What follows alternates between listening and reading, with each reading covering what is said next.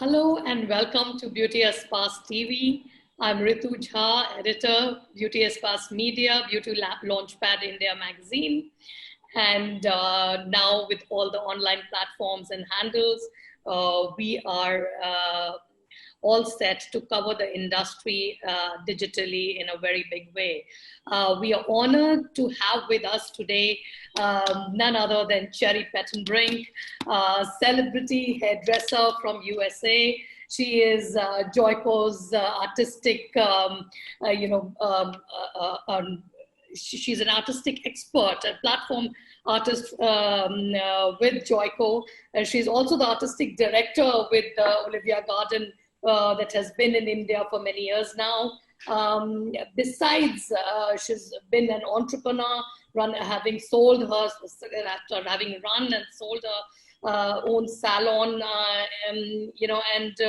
today, with having firmly positioned herself as an absolute expert on whom Hollywood's who's who call upon for, and trust her for their both personal and character looks in various movies. Of course, she's the famous lady behind the color, that we all saw in Hunger Games, the Kaleidoscope hair color, that the trend-setting hair color we saw in the Hunger Games. So welcome to Beauty Espas TV, Cherry Petenbrink. We are really honored to have you with us today. Oh, thank you so much for inviting me. It's interesting because I was actually supposed to be on a work trip with Olivia Garden to India as we speak. So it's kind of ironic that this happened to get scheduled at the same time. So I feel like I'm kind of there, and I have my cup from Starbucks in India, and yes, I'm ready. That's great. At least we can do a virtual meetings thanks to technology today. And Cherry, there's so much to talk with you when I think of, the whole spectrum of things that you have done and are continuing to, add to the industry, the repertoire.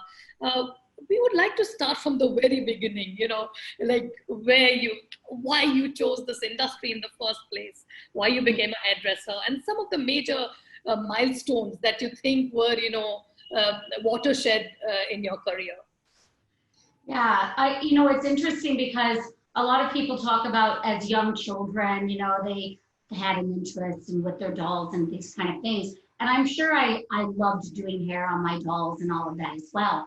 But I realized when my mother was a hairdresser in the UK, she was just at her apprentice level when she moved to the US. And so she didn't pursue it as a career. However, she often had friends over, and during the 70s, late 60s, with the wigs and all of that, she was always doing her friends' wigs at the house. So all the heads would be there with the wigs on, and she'd be styling them ready for them to put on and wear out for the weekend to party, and have a good time. But also I had an aunt that was a very successful hairdresser as well. And she had a big salon, and as a young child and teenager, I would often go in the salon to visit her when we were back in my father's hometown. And what I always loved about it, and what I always noticed, was that all of the women that were in the salon, and men I suppose too, were so happy to be there. They were having their coffee and getting their hair done for the weekend, and it was their happy place. It was their time to pamper themselves, and feel good and leave feeling fresh and renewed. So to me, it was like, what an amazing job to be able to give this to people every day, all day, make them feel good and uplift them and their spirit, and just bring happiness to them. So to me, it was like, this is what I want to do forever. And so that's kind of how it evolved into going to school and starting to, get my career going. I then realized, there was a lot more to the industry besides just being in a salon and behind the chair. It was this huge, big industry world out there with so many things that you could do with your skills. So I started, just kind of investigating other avenues, I guess. And what I found was a very refreshing and rejuvenating way to add versatility to what I did, to keep it fresh and keep the passion and the fire burning. So that's why I feel like I've tried a lot of different arenas within the industry, because there's so much to be offered. And it's like, how do you know that's where you want to be unless you try many things? So, yeah. So what was it when you were exploring other arenas? Which were the things that attracted you first? Yeah, so education was one of the things that attracted me most, because early on in my career, I realized that the mentors that I had were so important to the skills that I have now, and the training, my philosophies, my work ethic, all of that. And, sometimes having a tough mentor and a tough teacher that really knows the business and doesn't just give you everything, but expects you to earn it and build your own character and your own kind of culture and your own brand, really. How important that is. So choosing that right person and how it affected me so early on, the people that I went to for education and to elevate and empower me with more skills, I realized this is something that was so important for me that I think it's time I start giving back as well. So then I chose to become an educator. Yeah. So Cherry, coming back to education in India, Cherry, can you hear me? Yes. Yeah. So in India, we have a culture of, there are two types of education that happens, like anywhere in the world, but in India also there is more hands-on learning, more brand learning, because, maybe a certain brand has kind of grown the hair industry literally in India. The hairdressing industry has literally been, formalized by one single brand so far, and a few others, a couple of others who have really dominated. And it ends up being brand learning rather than, when you're learning the colors, you actually remember the numbers of that brand instead of, so what do you have to say for this kind of learning? How can people then unlearn and be good hairdressers? Yeah. So one of the things that I will often talk about with people and stylists that want to become educators, and something that I think has made it my job as an educator and a platform artist, really positive and successful, is that I always know that I am representing a brand, but I also have to know that I am also needing to share the fundamentals and the foundations. So I think it's so important as an educator to keep that balance. Because so easily you can go off on that tangent and it becomes only the brand, and then you look more like a salesperson than an educator. So getting that balance, I think, is very important. It's important to know that the catalyst for what you're doing might be this brand. I achieved this color by using this specific brand of color, but I think it's important to also speak to how, why you chose the level, the shade, why that was the perfect solution for correcting a color or achieving a certain result, but also keeping that in mind that, every color brand or every product brand that is out there that is professional is good.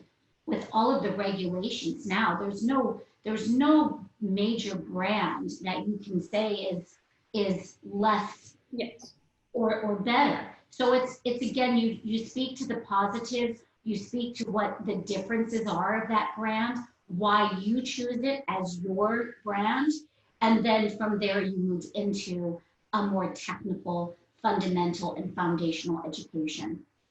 So what made you choose a brand? Like you have, you've worked and educated with Joico. Mm-hmm. And what made you do that? And also, you are the artistic director with Olivia Garden, which is, a very successful, almost 5 decades of experience in this field. Sure. What made you, kind of agree to work with these brands? So the interesting thing is with Olivia Garden, I'll speak to them first because I know they're in India, distributed, and as artistic director of the brand, it's interesting because I've been working with the brand for probably well over 15 years. Right. And they didn't always have like an education area within the brand, right? So it's interesting that when the time came for that to start developing, I was fortunate enough to be brought in at the ground floor. And a fellow artist of mine, Ricardo Santiago, said, you know, they're looking to build a team. I've done a little bit of education for them independently. What do you think? Do you want to come on board? And then it was my experience of being a platform artist and traveling internationally that put me in the position that I was in. It was the years, you know, the 35, 36 years plus experience that then put me into the artistic director position. But I chose to go with them at the ground floor. And, you know, then it wasn't about a title. It wasn't about the money I was going to make as an educator, because you've got to know this was like, you know, ground level. Like we were building it from nothing into what we have now. And being distributed in over 100 countries, you know, I've spent a lot of time team building, like in India, building a strong team there so that I don't always have to be there representing the brand. I know that we have stylists that are very talented and well-trained and understand the brand and have the skills and the foundation to share it. So I chose them because you know, they're family owned. They've been in the industry for over 50 years. That tells me they're a strong, stable company. And I love the fact that while consumers are attracted to these products through their hairdressers, right?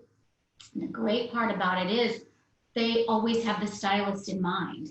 So everything that they create, everything that they manufacture, everything that they launch, from brushes to tools to now our new essential kits, you know, for COVID, they jumped on that and got this ready, distributed, packaged, and ready to go out to help the stylist to have a more sanitary, easier way of cleaning the salon, keeping everything sanitized, easier for the stylist and the consumer.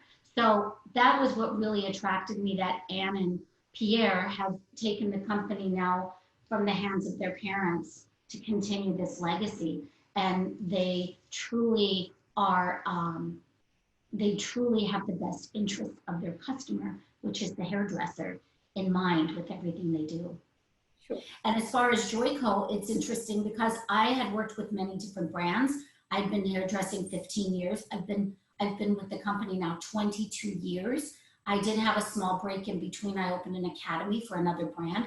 So I certainly can say that I've had the experience. I've used the other products and whatever. I'm not going to say that, you know, I feel that it's a superior brand for their innovation and their technology. And for me, I love the behavior of the products. I love that they are healthy for the hair. I like the whole story and science behind the product, as well as the fact that they're kind of always on top of the next thing. So the bond building technology, this technology, and they're constantly evolving with the technology that's there. So for me, it's a brand that's always worked for me, and I've become very, very comfortable. Now, with that said, I will say that I still test a lot of different products.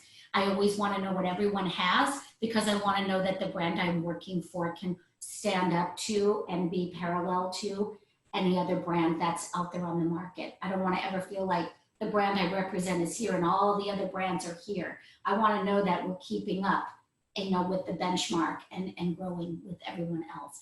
And I feel like that they are the brand for me. Joico is the brand for that. So it's been a great journey with them. That's fantastic. In fact, the fact that you research and you know keep them on their toes, that's really great. So and it's interesting because they respect that as well. And they always are asking, like, what products have you used that you feel like we need, that we could have something that could sit in that area? Or so that's all part of the job, you know, of also being one of their color experts or one of their platform artists, is to not just take their products and put it out there, but also to know what's going on out there and how we could fall behind. And you want to stay kept up and in the know. Sure, fantastic. Going back a little bit, Cherry, you know, I would love to hear, because in India we have a lot of entrepreneurship happening in salons, and you have successfully, you know, owned a salon, where you had spa, barber shop, and nail boutique. And that was thriving in 2008 when you sold it. So we would love to understand, what was that experience like, and why you, finally, how, because to let go of a successful business, it must have been hard. It's very hard. Yes. And it's interesting because with all of these trying times we're having now and the situation that the world is in, I've spent a lot of time reflecting back and putting my salon owner cap back on to give a lot of advice and do a lot of coaching with salon owners, because I feel like I did have a very established business and team at the time. So I would know that I would have had to have held that together.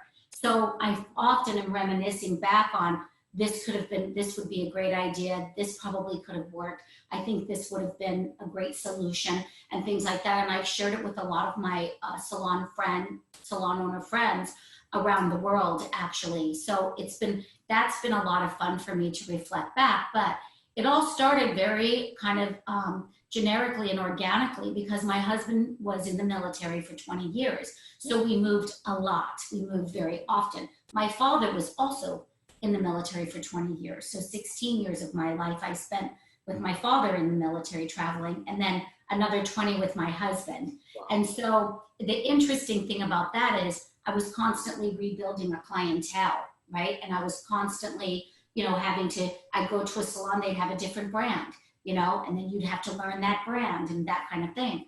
So the interesting part about that was that I never thought of myself as having the opportunity to be a salon owner, perhaps until his career in the military finished. But as it happened, we ended up in a small town in Georgia. I felt that there was a need there. A lot of people were going away to have their hair and spa services and stuff done. So I recognized that, hey, this could be perfect if I can just keep my husband here now for a while. So lucky for us, his career kept him there for 10 years. And so when I first opened, it was quite small. Then I went to a little bigger, then a medium size, and then finished with a very large space that, again, I had expanded into a full barbershop with 4 barbers. So we were already doing men's hair in the salon, but it wasn't barbering, which, as you know, really took on a whole life of its own, several years back, and it's just continued to grow momentum. And I love that because I feel like that part of our industry was missing. And so having that barbershop added in was amazing. So it happened organically, and just over a 3-year period, I was able to take this very small space and 4 people and grow it into this massive space with like 31 people. And even I wasn't quite prepared as that was happening, but I took it in phases and steps, and that's what I think made it successful. In 2008, we experienced the recession. Even before the recession, I was predicting, as I was watching, as things were starting to plateau, especially in the spa side of things at that time, because it's a luxury service, right? So I started rethinking, is this where I need to stay, or do I need to rethink maybe scaling back into more of the salon, barbershop environment, and that kind of thing. And so as I was thinking through all of that, my husband had said to me, now I'm done. I don't have to stay here, because my military job is done. Why don't we try something else? So that meant selling this successful business during a recession, no less. We did well with the sale, and we headed to Los Angeles, where I could now investigate and experience yet another avenue in my career. So I will never regret that time, and who knows, I may relive it in the future and try it again. But it was time for me to try something dramatically different, and putting myself in that uncomfortable position and just forcing myself in there made me really strive hard and work hard to establish myself again in that arena. So yeah, but I loved having the salon. So that's great to know, because in India, we women think that only in Indian women, kind of sacrifice things for their husbands. And here you are selling your successful business in times of recession. And yes. And know that the salon business, which he ended up getting very involved in, because it actually was way more profitable for us financially than his military career. So he got a very big interest in it to the last 3 years and really helped me on the business side, because I'm very artistic and creative and I'm not always the best with my finances. Yeah. So it was good to have him as an engineer brain to be able to really escalate and elevate it to where it did. Wow, fantastic. So you come to LA, and is that when your careers with Hollywood started? And we'd love to hear about how it all started. Yeah. So that all started, it's interesting because while I was still in Georgia in the salon, I was finding myself needing something. I was continuing, I was already a platform artist with Joico. I was already a train the trainer, and I was traveling, pretty much only domestically at that time. That's 12 years ago. And I was still desiring more. And I was seeking this like higher mentorship and this higher education and to go even further. And so I went and took a course that was recommended to me by a friend. And I went to LA and took a course there. It was a week-long course. It was a big investment. I had to stay for the week at my own expense. So, it was a big investment, probably maybe $5,000 between the course, hotel, airfare, eating, food, whatever. But to me, it was worth it, the investment. And so I went there, and that's where I kind of made my very first connection to that world of film and television. Because the woman that was running this course, she helps you to understand the ins and outs of it, and like actually putting you in a situation that you're like working on an active set for a film or a television show or something like that. So you really get to see the difference, and you really get to understand how different that part of this industry is. And then from there, I get back home to Georgia, and just like that, I got the call. They were very impressed with my skills and my talents, and they said, hey, we want to bring you in for this film. And so just like that, I got my first opportunity, and I flew out and I spent 6 weeks there working on an amazing film, and that's kind of where it all started. Yeah. So what is it that, were the learnings of working with films? I mean, it has to be very different from, being an entrepreneur or being a platform artist. Sure. So you go from, suddenly you're running your business and you're the queen bee, right? You're at a brand that has you elevated to an artistic level, that they're trusting you on stage and, at photo shoots and all of this, to now you're like you're at the bottom of the roster, trying to prove yourself and work your way back up. So it's a very humbling experience. And what I have found in my career is that when you're uncomfortable, when you're put into an uncomfortable position where you have to kind of step back and trust in your talents and your knowledge and your instinct, that's when you perform at your peak, because it makes all of those survival skills come out.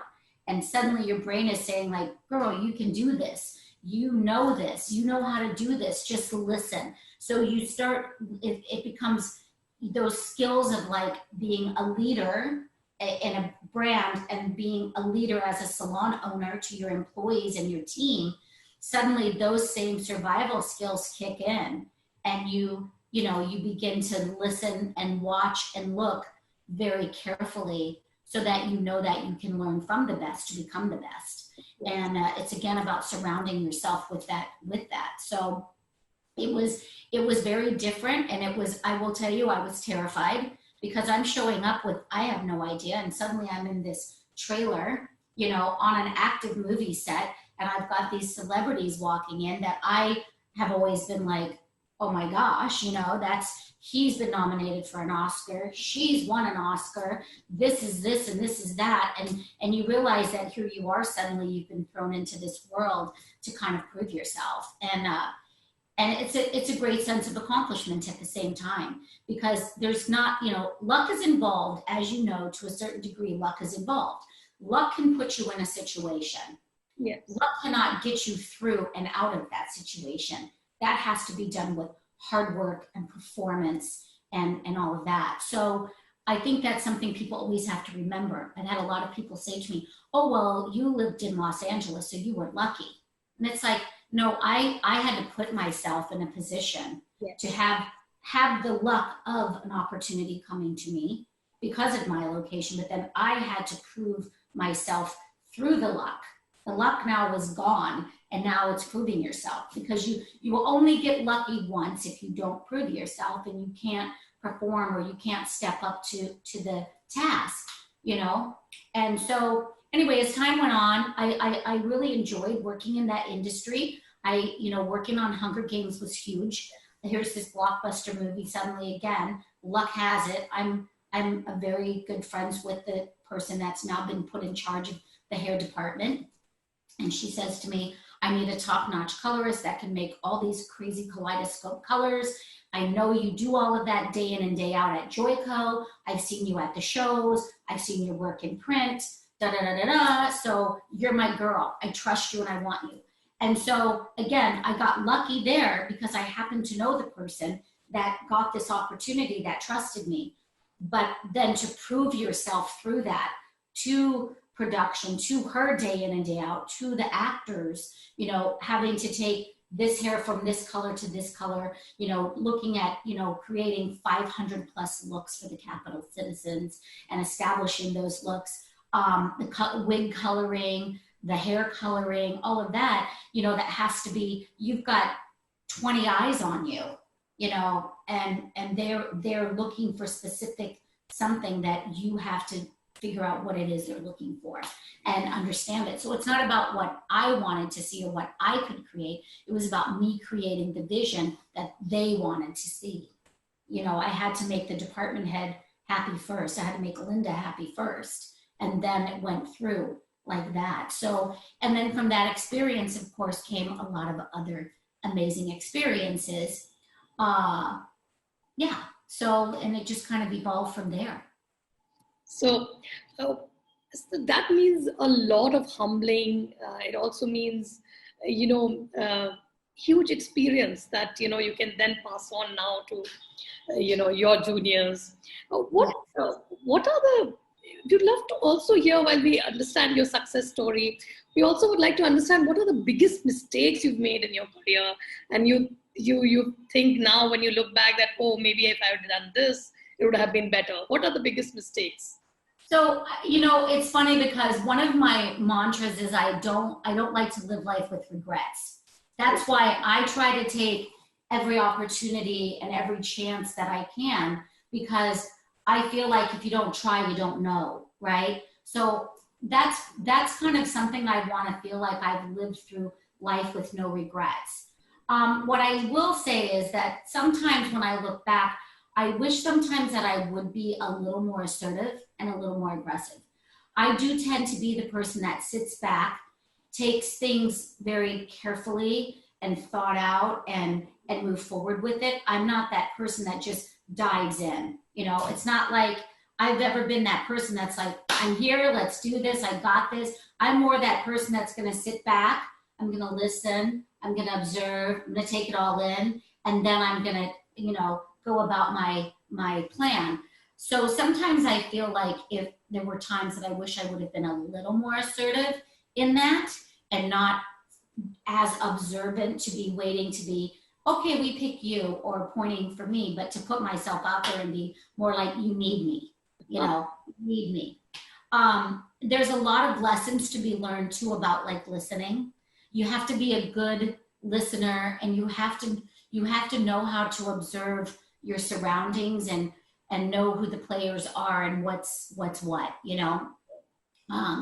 Other than that, I honestly, I took my career in baby steps. I had a family. I raised 3 children. I waited until they were at an age that I felt they were okay to be left in the hands of someone else for supervision while I was traveling. Again, remember, my husband was on a submarine underwater for 3 months at a time. So I didn't have my spouse for many years to rely on for that. So it's just, again, it's interesting. So no, I don't have a lot of regrets. And I feel like, you know, like mistakes are always a learning experience. So for me, if I do something that doesn't always work out, I try so hard to look at it more as a learning experience than a mistake. Because if you never try, you're going to hold yourself back in that fear of never trying.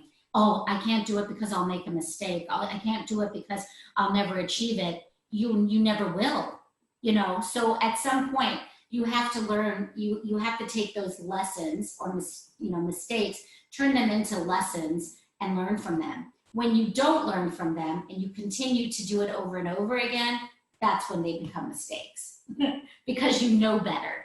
Yeah. Very true. So before we get the boys up, I just want some insights from you on this the whole pandemic and how it's hit us, and how have you kind of spent your time during this time, and how have you reflected? What do you think the world is going to look like as far as salon industry is concerned going forward?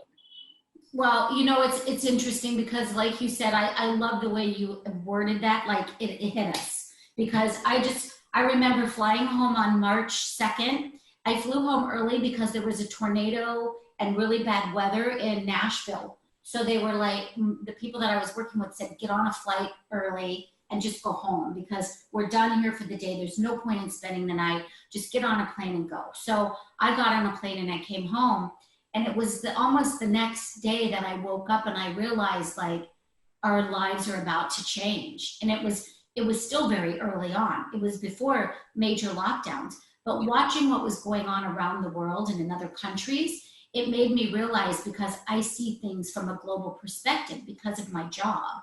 Traveling full time, I visited India, 3 times last year, and I went to Taiwan, and I went to Vietnam, and I mean, just all over the world, Canada, So I look at things from a global perspective, and I realized at that moment, this is going to change things for a very, very long time, not just here in the US, but globally. And my job, as I know it, because I've gone into full-time mentoring, coaching, and platform work, educating, I realized that this is it, and then starting to look at the smaller picture of, like, locally from brand perspective, and then salons. I have spent my time, I was really into, at first, like, talking it through, like, what's this going to look like when we open back up? What can we be doing in the meantime to stay in touch with their clients? So it was all these different phases, because not realizing it was going to last for months, thinking it was going to last for weeks and maybe a month. It was, in the beginning for me, it was all about coaching people through keeping in touch with their clients and keeping their clients on board. Like, don't go buy your color at the grocery store, wait for me, or those kinds of philosophies. Well, then you realize the longer it was dragging on, the more you had to attribute if you were going to hold on to the business and the clients and all of that. And then it became about all the online education. So there was a good month in there that it was like you couldn't even get on a live because it was just bombarded with people trying to do it. So so that all kind of happened. And then I think that the whole concept now is more about recovery. Now we're recovering. Okay, this happened. We're moving forward. Now we're open. We need to get the clients back that we want back. We need to get the clients and know they're in a safe environment, and they need to understand that they're safe in our environment getting their hair done. I've spent most of my time in my home. I haven't been doing a lot of going out and socializing. I was in the process of getting established in a salon and trying to build a clientele right when this hit. And at that time, I said to myself, like, is it worth it? If I had a clientele or a business to fight for, you bet. I'd be in there. I'd be doing whatever I needed to, whatever the CDC recommendations were. I'd have all the PPE. I'd be there fighting for my business, my team, and servicing my clients. But with not having that anymore, not being on that side of it, it gave me a different perspective, and it made me realize is this the time for me to try to jump into this? And so my decision was no, I'm going to ride it out for a few more months. Also, I didn't want to take away at the salon from building new clients from others that were trying to regain and make up for clients that perhaps weren't coming back in, with new clients that were willing to come in. So with all of that shift and change around, I've mostly been focusing on building content, coaching, mentoring, again, still brand building and talking about, what the brands that I represent are doing at this time to support stylists, whether it be financially or physically. We've had a lot going on with Olivia Garden because we've done the whole essentials kit, which we're going to talk about at some point. And it's been that. And from a personal level, my husband's enjoyed me being home, because you have to know that I spent 3/4 of my time away. So I wasn't just going to a salon and coming home at night. I would be gone for 10 days, home for 3, gone for 5, home for 2, gone for 12, home for 2. It was that constant thing that, I was home literally maybe 5 or 6 days out of the month. Sure. And so my husband is loving me being at home. I'm cooking and cleaning. I'm even folding and putting his laundry away, which I haven't done for years. He was on his own.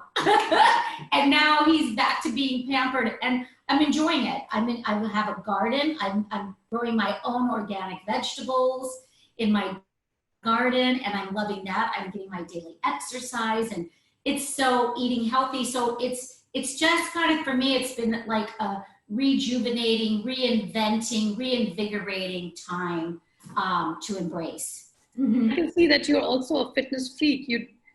I find your pictures, you're sweating it out, swimming. I try. Yep. So what's your fitness regime like? So I love doing yoga. I go out and do power walking with a little bit of jog. You have to know, though, the weather here is like India right now. Ooh.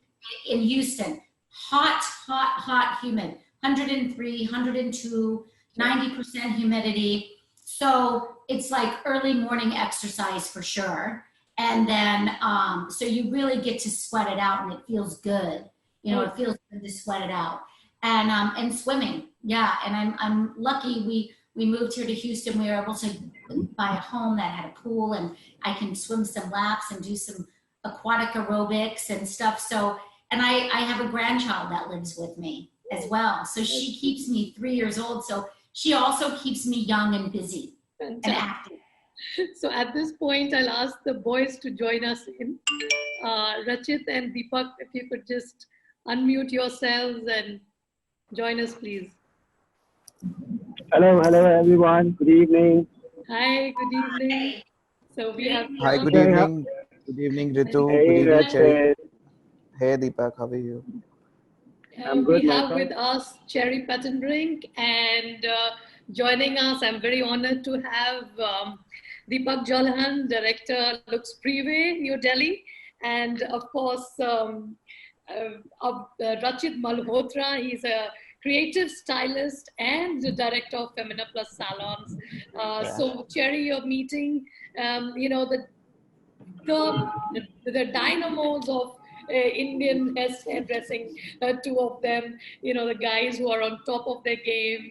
And I've met Deepak, but I'm not sure if I've met Rachit yet. No, we have been opposite together. Like you were working for Olivia Garden, and I was working for Wall India. Yes. Now I was see. doing for Wall. Yeah, perfect. We were just discussing about how, the pandemic has changed our lives, and Cherry was telling what her fitness regime is all about, what she's been doing, and how she's, kind of been training online and, creating content, etc. What we, we need to, of course, hear from you the inputs about what you guys have been doing during this time, the lockdown, and how you're prepared for the salons now that they're opening. And I've visited Looks Prive, and I've seen the preparation and the social distancing and the detail into which you guys have gone. in creating a post-COVID salon. So if you could, if both of you could quickly share your experience of the pandemic so far, and then we can move and talk about the tools, which I'm very interested in talking how important are tools to you as hairdressers. Yeah, go ahead. Okay. Actually, see, at this time, the client is little, nervous, because after seeing a lot of news and the media, they're very skeptical to go out. And trust me, salon was the first point where they wanted to go out, right?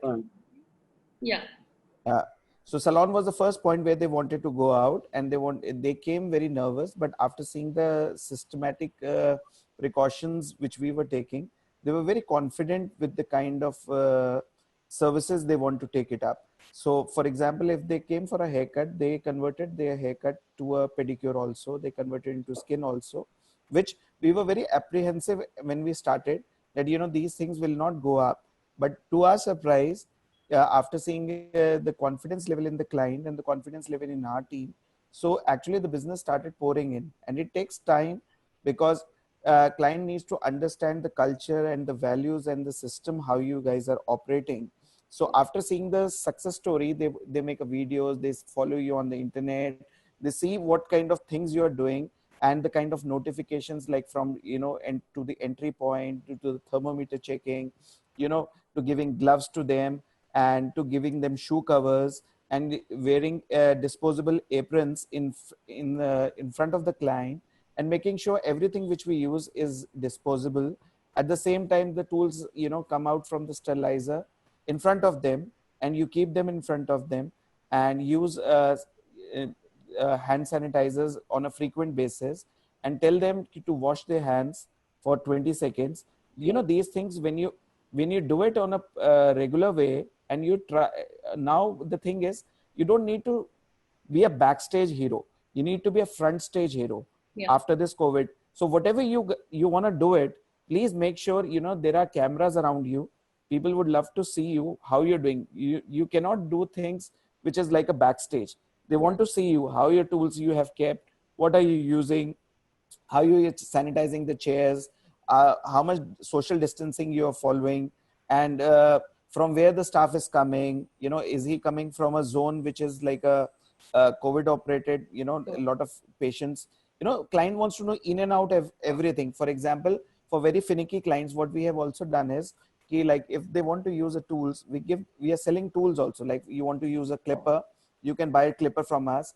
If you're very finicky how the comb is, we say you can buy a comb also, so that you can bring every time along with you. So this is something which we have amended, post COVID, right? Because you need to understand the psychological behavior of your client. After understanding, you can tell them that you can buy the kit, you can make your own kit, and you can bring each time, so that they become more confident with the kind of services you offer. So Deepak, if you can add to that, we understand that disposables and social distancing happening. Anything that you would like to add to that when it comes to Looks Prive? Okay. So the Prive thing, I totally agree with Rachit. Whatever we are saying, we are following the same protocols. Sure. But I have come up with the new ideas, because as I have the 2 sections in the salon. Yeah. So what I do just tell my clients why to book an appointment. You can just book your whole space. So sure. I give them a whole space. If a whole family comes to us, we book that slot for them. So nobody comes in the salon except them. And then we have limited people who are working with us, and we're only catering to them only for about, let's say, if the whole family is coming for cut and color, and then we generally take about 4 hours to them, and then we just book the whole salon for them only. Sure. So no other clients will be cater. So that in that case, they feel more safer, and then they feel free to come over. And then I have few clients over with them team relocated and all. So as Rachit said, many people are a little scared right now. They don't feel like coming around because of Delhi state, because Delhi is having increasing numbers altogether. But that's what the clients, if you have to just build your faith and get them back to the salon. So I think this is a good way to do it. So now to add excitement to this chat, I want each one of you to ask a couple of questions of our guest, Cherry Petenbrink, today. And, let's make it more exciting. So which one of you want to go first? So my question first to Cherry is, when are we going live together? Tell me. We've been trying and doing it. We've been delaying it. You know what? When we get off this call, we're going to schedule it.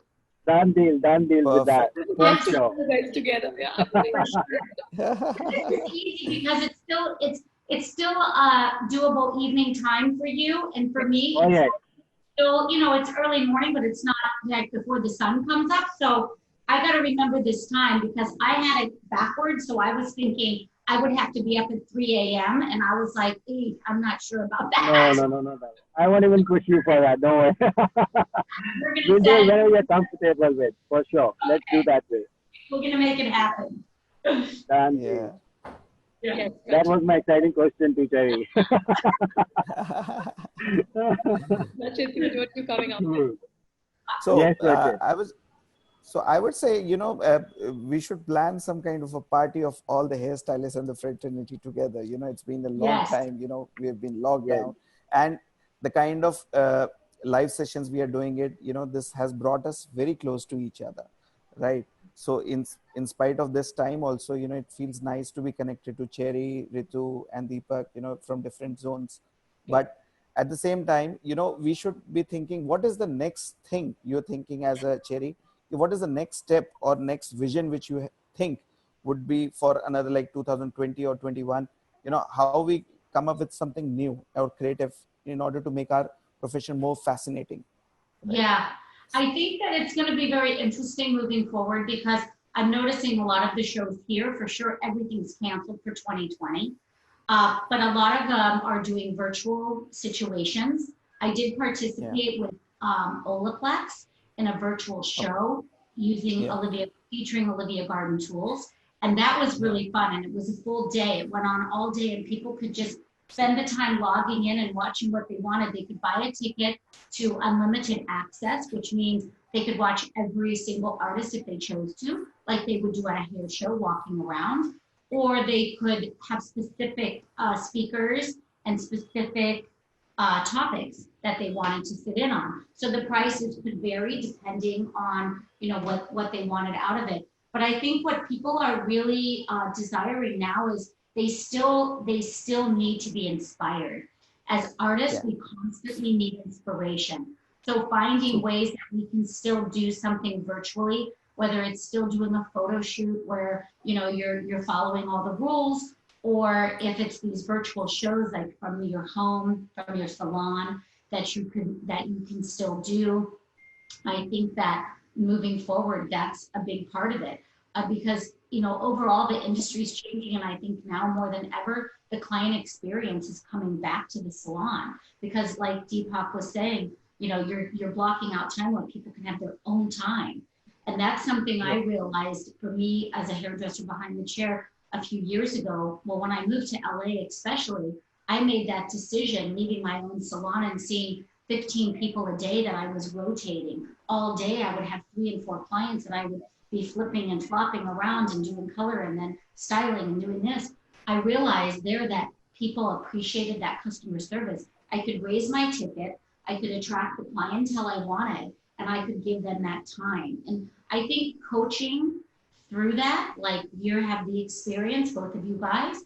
So again, through videos and coaching and formats, you can advise hairstylists, like, where do you want to be? You want to be seeing, 20 people a day at this price, or would you rather attract the clientele that's willing to come in a smaller environment alone or with a few people, one at a time rotating through? So it's going to all have to go back to what works for each individual person, right? Yeah. Yeah, totally right. That's very nice. Yeah, but I would just add like less or more. So we can do more of the quality work rather than doing a quantity work. Yes. So that's how it is. Yeah. And sometimes, these kind of situations actually work out for us in the end because I think as an industry, we had lost a lot of that. It started to become about more and more and more and more and more and more and more. And it was a whole numbers game. It wasn't even about being profitable. It was just about like, well, I see I see 10 clients a day, or I see 15 clients a day, well, I see, you know, X amount of clients a week. And it became a numbers game. The quality started to go away, and it was more about the quantity of what you were seeing and how many people were in the chair. And I think something like this pandemic now is forcing us to step back, look at our profession as a profession. We're professionals, you know, we have training, we are specialists, we are more than just cutting hair and putting color on hair. You know, there's a science behind it. There's a reason we do what we do and how we do it. And I think we're able now to gain back that professionalism again and really take this career, this industry, and elevate it to a different place that's much more respected and appreciated. Absolutely. Inspiring is the way to go by leaders like you all.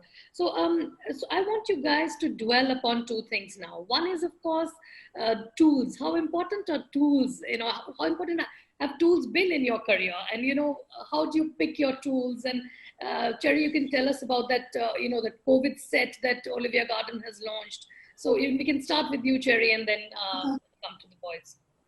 Yeah, so we were talking about how innovative as a company they are. And I have to say, this brush was released, I actually had it in India at the end of the year last year, and it ended up launching. It's been very successful. So this was before the pandemic and COVID, just know. And the cushion comes out. So this is very easy to sanitize. And if you look at this part of it, you can see how all of the little bristles are put in so they won't come out. They won't poke all the way through. And so for sanitary purposes and sanitizing, this is amazing. So when we talked about like clients having an individual kit, these are amazing tools, not only to have at home to keep clean, but also in the salon. And the cushion just then pops back in. The great part about these brushes are they're for wet or dry detangling, loose styling, that kind of thing. And the bristle just pops in for an airtight sanitary option. These cushions can be in your sanitizing solution. So when the client comes in, you just take it out, spray it, rinse it, pat it dry, pop it in the handle, use it on their hair, and they've seen what you're doing, and they can see that it's been sanitized and that it's clean for them, for their use. They're also released 3 different sizes of these bags. So you can see on there it says clean. So the idea is once you've sanitized your brushes, they go into this pouch, very easily into the pouch. The pouch then has a strip here that peels off and it seals. So they're in this bag clean. So when the client comes in and you say, oh, I need my Heat Pro, it's easy. You take the seal off, you remove the brush from the bag, the client sees it, and you use the brush on them. And they've seen it come out of this clean sanitary bag, and they're very inexpensive. That's the thing I love about this too. They're affordable. And I feel like, I think a lot of us in the salon had taken our prices and sort of increased them slightly because of the extra COVID measures. So certainly a small upcharge of a few dollars is going to cover the cost of this, and the clients are not going to complain about a small minimal upcharge when they can see that you're keeping it sanitary. And it's made for all of the brushes, so everything from the Eco brush to the Heat Pro to the OG brush. We also have this multi-brush. This launched 2 years ago. And this brush is great because it has a handle that fits in. There's 5 different sizes of heads that can go on it. So these again can be dropped in the sanitizing solution. They can be there to be taken out, sprayed, rinsed, the handle goes on, and you blow dry with it. And the great part is you can do a whole blow dry with this, or it's designed, you know, these are designed to actually blow dry, stay in the hair, to set for a long lasting look. And then can be sanitized. So this is another really great innovative tool that, again, was launched 2 years ago, but yet it's kind of so perfect for what's happening now. There's also disposable capes in the kit. And these are really wonderful because again, you can tie them on when they come in and they see you take them off and put them in the garbage. You know, so they're you know, they're definitely, and there's also the recycle symbol on them, so you know that they're made with recyclable materials. And then there's also this, which I think is amazing. It's a chair cover. I'm gonna bring it a little closer, and it also works on the table. So for like lashes, massage, brows, whatever, you can use it for that too. But as you can see, it fits over the entire chair and the arms of the chair, as well as the back of the chair.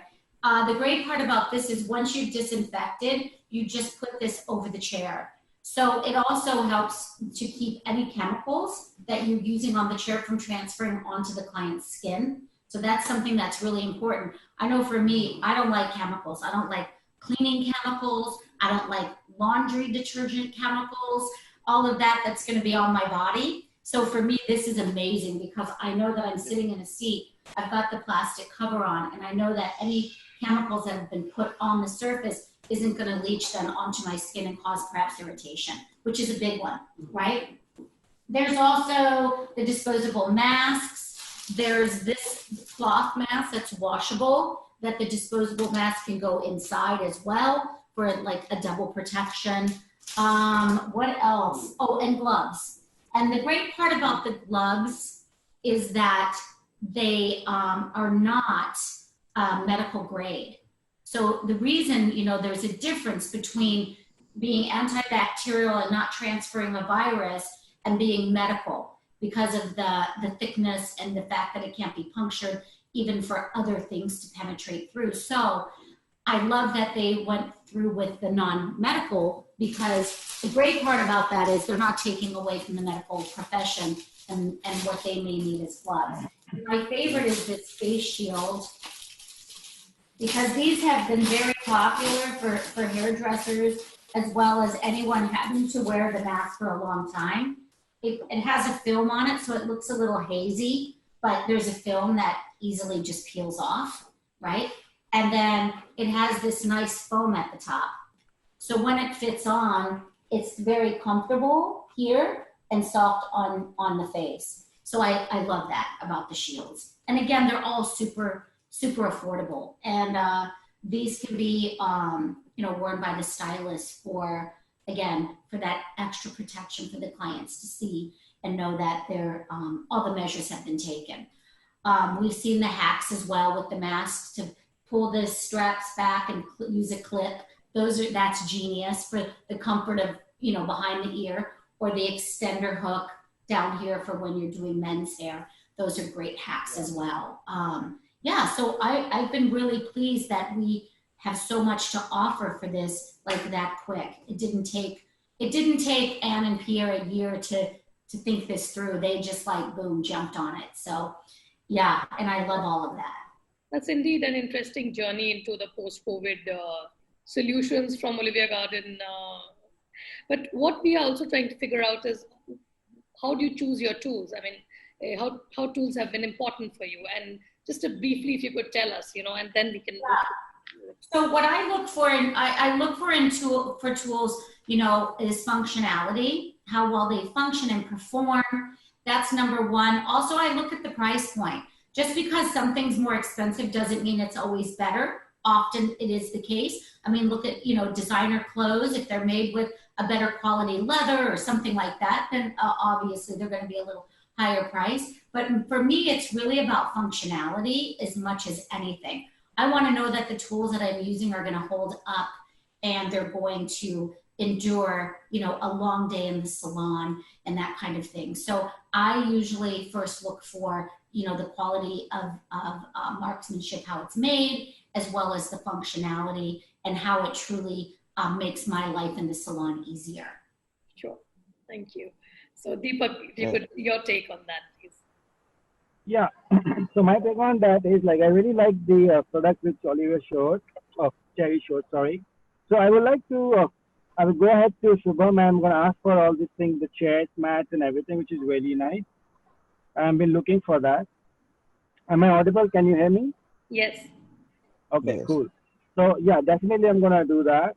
And the way you said and explore, like this is about like pocket friendly and everything, which is really nice. Because I then like use the products which is use and throw, the costing is very high. And then you started charging your clients, and then they also have a little bit of feeling whether whether to charge them or not. But if they don't, they started to understand it because for good for them and good for us, it's all safety purpose. So that's the main deal I really like about these products. And the products which you showed, in case like the roller brushes, and I'm already have it. I'm already using it the same way which you explained it just now. So we put in the disinfectant, rinse it out nicely, put it up. But yeah, there's one more thing I'd like to add: the bags which you showed, which is really nice. So probably I'm gonna put my hands onto it and see about it. Yeah. The thing I like about the bags too is that you can, at the end of the day, you can prepare many.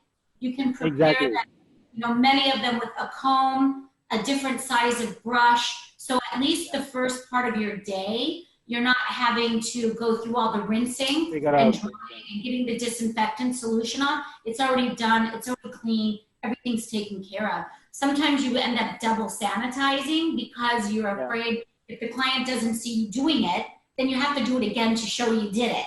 So with it being in that clean bag, there's no double sanitizing, which gives, the life of your tools. It's better for the life of your tools as well to not have all of the disinfectant solutions doubled up. Yeah. And it saves time as well, right? Exactly. Yeah. So time saving. And, there are a few cents. They're very inexpensive. So again, with having a COVID charge for ensuring that everything is sanitary, it makes sense to me. So, absolutely. Yeah. So, Rachit, your take on the tools. So I would say, tools are the basic things without which we cannot function easily. So you need to be very close to your tools, and you should clean them before and after. And I learned something today from Cherry that you can have a sterilized bag, and you can keep all the tools together and properly sanitize much before the client is there. What we are doing at the moment is we keep the tools in the sterilizer once we take an appointment, right? So when we get to know which client is coming and who the hairdresser is being attending, so what kind of tools he normally uses, he keeps them in the sterilizer half an hour or 45 minutes before, so that when the client comes in, he opens the sterilizer in front of them and takes the tool in front of them out, so that they feel more confident in terms of how the tools have been used and what tools they are using. Obviously, there are some, everyone has a different way to use it, but it should be cost friendly. It should be creative, because many people love to see the creative element also in the tool, and the colors, the packaging, and the kind of functionality your tools have been doing. Something different to attract the eye of a client is very important. Yeah, and I like too the bags, the sanitizing bags. They actually come in 3 different sizes. So you're not having to put like one comb in a large bag. So if it's a male client that you're not using brushes on, you can just use the bag for just a single comb.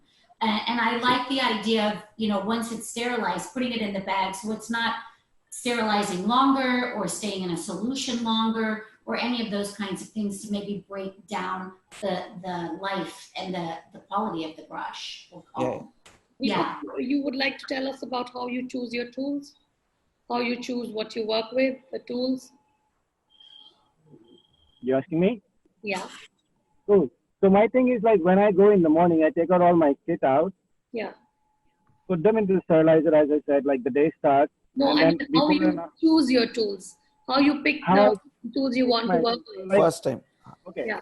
So, So the tools which I'm already been using it, so I pick accordingly. I sterilize my 3 combs, which I keep. So how do you in the first place choose a brand? Or for example, you decide that I'm going to use this kind of comb or that kind of scissors or those kind of clippers.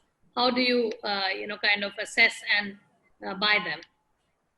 Okay, so it all depends on the comfortability and the durability of the products which I'm talking about. Right. So and the long lasting as well as it has to be easy and adaptable for me. Yeah. Yeah, that way. And after sales, like when I buy it, so I pick it up accordingly, product which gives me after sales care also. Yes. Not only one time I buy it and then there's nothing afterwards. So like in case if I had something to go wrong with it, I can still knock their doors and get it better with that. So I believe in the after sales product. So if I get it on that, nothing like it. Fantastic. That's why. Okay. So finally, I think the favorite question is, and an interesting question for 2020. How are you predicting the trends for fall, winter? Are we going to have a new COVID trend? What are we going to do about the trends this year? Cherry, starting with you. Yeah, I definitely think that this is going to drive people to go with low maintenance.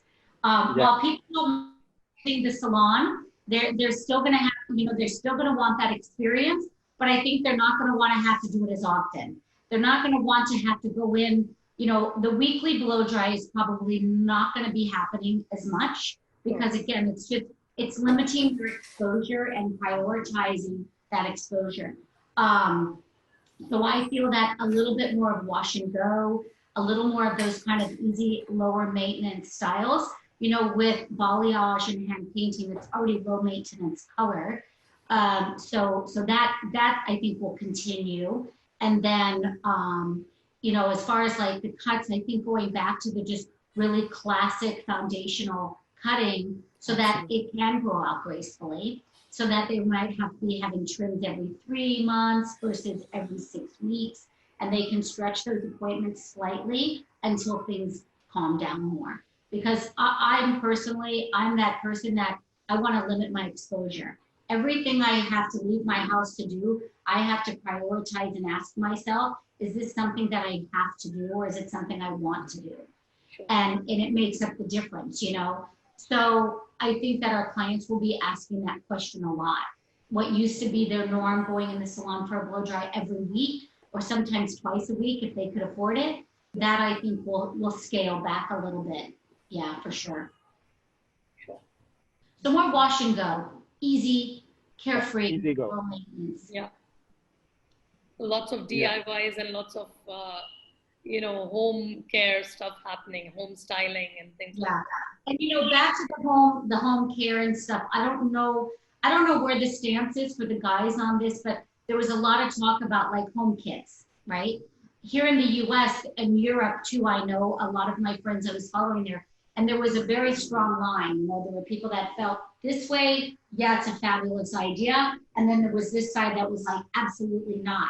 And I'm kind of somewhere in the middle because I do feel like if you can provide something for your clients and it can be profitable and it's something that is easy for them to walk through, this is not going to be 100%. I mean, the clients that I would send home with a home kit for a grade retouch, just around the face and along the part line, would be maybe 10% of my overall clientele.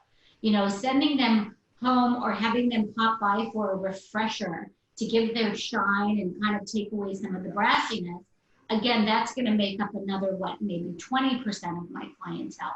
So it's not going to be 100%. It's not going to be every single person that sits in my chair. And if it prevents them from making a nightmare, for me to have to book out hours to fix, I'm sitting somewhere in the middle there on, where I feel about that. So I don't know how the guys, what their take is on that. So what's your take, Deepak? So my take is more or less similar, like the trends and everything is going similar way, what Cherry said. But I think we can easily tell our clients to adapt with a different styling in frames of like framing the face, because a lot of people are wearing masks nowadays and they really land up tying their hair at home. So we can easily work around something to be more of like a fringes or a side flips and everything. So that's going to be more trendy now. And that's easy to handle as well. So we can even tell them and educate them how to handle the brushes and the styling at home. So it's just doing the front styling, it's much easier and they can easily adapt it. So I think this kind of things, which I am also like pushing and, trying to make my clients understand and having a different concept of having styling every day, because a lot of people are having Zoom meetings and everything, but they can see only the face and the shoulders. So even having the different styles at the back is hardly shown. So whatever we're doing in the front part, it makes a difference for that. So that's what we are believing into it. Mm-hmm. We're just talking utility. We are not talking fall, winter. We are not talking. Yeah, no, just like whatever is going now. Now it's the time. Like, what are we doing it now? We're not talking about the future to have the different styling and all that stuff. I agree. I think it'll go. I think the trends of like seasonal trends are going to have to they're going to have to take bit of time to Halt. just kind of, they're going to be pushed aside a little bit because we're not going to be inspired by the runways. We're not going to be inspired by the fashion that's coming up because there isn't going to be the fashion week and there isn't going to be those shows and those things that come back into inspiring the makeup trends, the whatever. So I do feel like what will trend, just like during the recession, when all of that ombre started, right? Dark into light, it all started because people couldn't afford to keep doing their highlights every 4 or 6 weeks. More and more people couldn't afford the maintenance. So then all of a sudden the color started getting more and more low maintenance and that became the trend, So, yeah. Are we getting ready for a Zoom collection then? Yes. Yeah, why not? And I think something that as professionals we're forgetting to focus on is that while we like to be inspired by other hairdressers and we like to watch videos, I like to watch what Deepak's doing or what Rachit's doing in the salon and be inspired as a hairdresser. But I think what more and more is going to happen is that people are going to be looking for as hairstylists for us to inspire them in blow drying and things like that. We're so afraid of losing our job and losing our profession and losing our clients that we forget that we could be empowering our clients a little bit at home. When things calm down, trust me, they'll be back. They'll be back because it's not something they want to take the time to do all the time, but right now they feel the need that they kind of have to. Yeah. Rachit, your take. I think the fundamentals and the classic things which when we started our hairdressing, we have gone back to the same days and people would love to, go for, there's no shortcut. Everybody is looking for precision cuts, even the stylist, even the, the clients, they would prefer something which is like a forever collection. They don't want something which is like out of the box at the moment.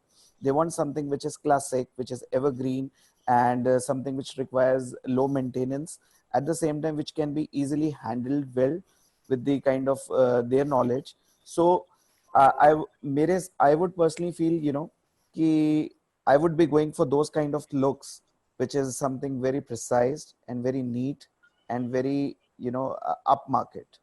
So that is my take on the looks. Yeah. Fantastic. So finally, I have some very crucial, points to just get your insights on.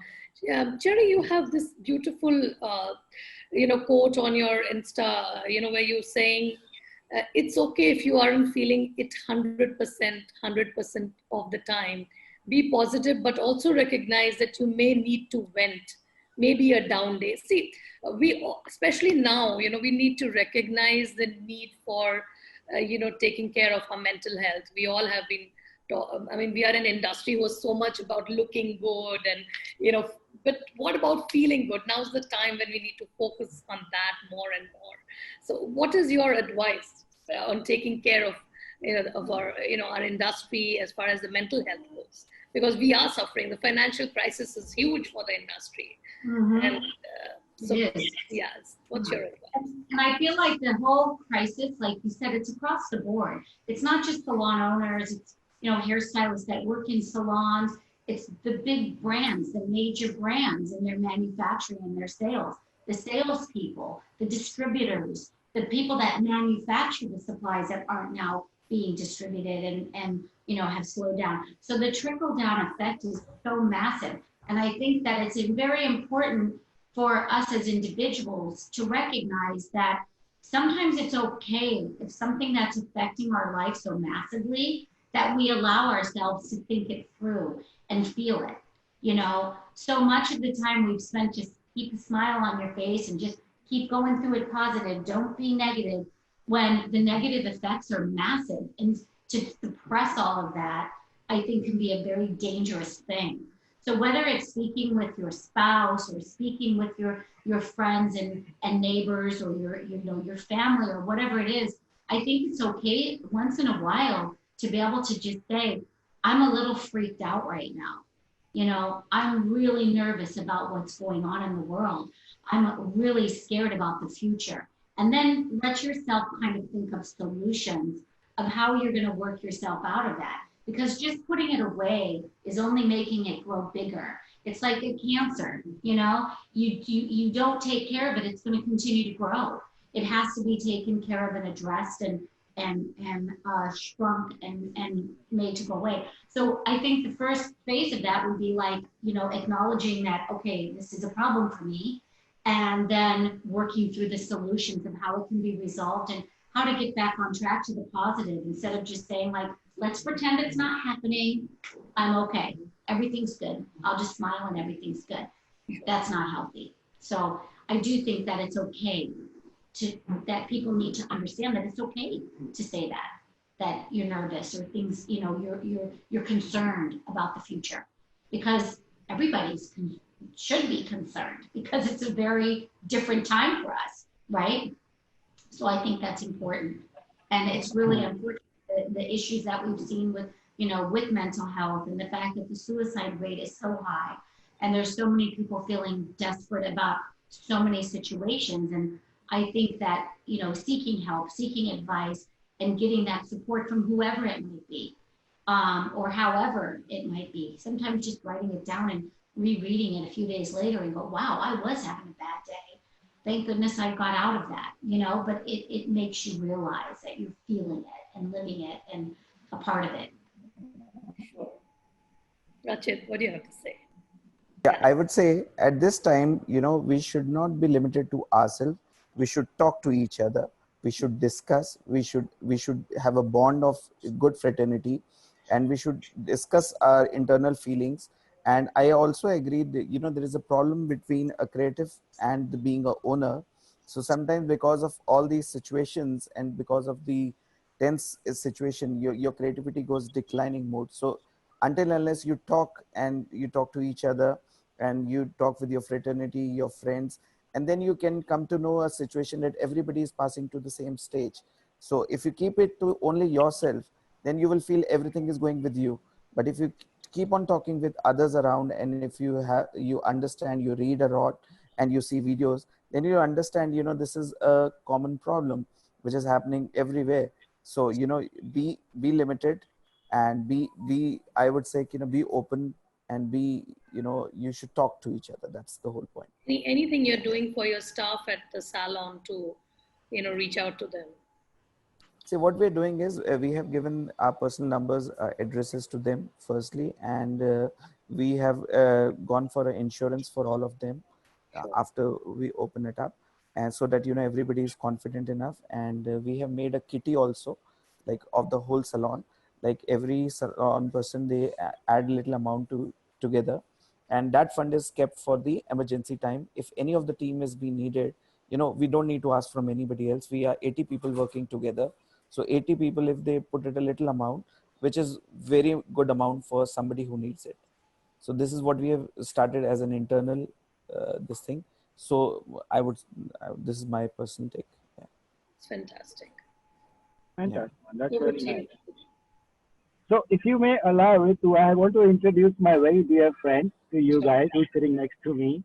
He's from the same industry. Okay. Sure. So I was feeling like I wanted to talk to someone. We were just having something in my mind that went to be my friend. So he's from the same industry. He's a creative stylist as well within Look team. So yeah, here is Ashwin Mahajan. So hi, hello Ashwin. everyone. How are you? It's a really remarkable conversations we are having for the future and emerging future of the industry. Yes. I like to insert something here that we all been hit by this conversation of Corona. Yes. And we've been overtaken by this conversation. But now we have to really constitute the idea that we have to really be engaged into the conversation of bouncing back. Yes. Bouncing back with the sustainability. Yes. How we can sustain in near future if this kind of situation repeats itself again, how we can deal with this. So we have to really create a communication among the even staff and the clients. If you look good, actually you feel good. And when you feel good, you actually do better things. Right. This time has been actually a kind of a confrontation. Everything has got back to equalization mode. Everybody has been equalized to the maybe negative downfall maybe. This is a time to bounce back. This is a time to really prove yourself and really create a new benchmark for yourself. So I think it's a very amazing opportunity for everyone to see what possibly we can do newly. Sure. Truly. Absolutely. Mm-hmm. Agreed. Yeah, that's what I would like.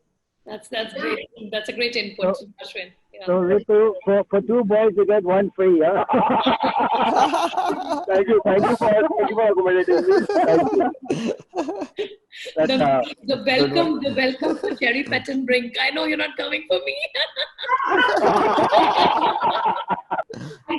I love that he said, about we've got to bounce back and figure that out. But I also love the idea of like reinventing.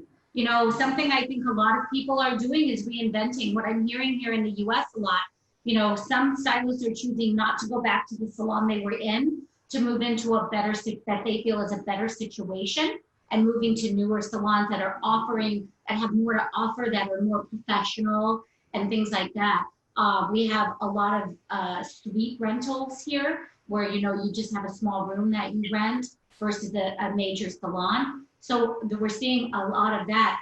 Studios going back to salon people going into studios. So we've had this real mix here of stylists making some really big decisions with all of this going on to just kind of uproot and completely reinvent and reinvigorate their careers, rejuvenate them. And it's given them the strength to say, hey, this is all different anyway, so now's the time to make the change, when they were so afraid before to try something different. Sure. I think, so on that positive... I want to share one more idea. Yes. I want to discuss one thing, that we need to really uncollapse 2 things. That the standardization should be in our awareness, and I will say a bouncing back should be in my psychology. So we should not collapse both of them, because when we are engaged into this whole standardization thing, which is working on eventually your mindset and your psychology. Yeah. Because it really works on your, your stream of your, the way you carry your faith along with you. Yes. So we have to really keep that mental discipline, that how we're going to deal with this.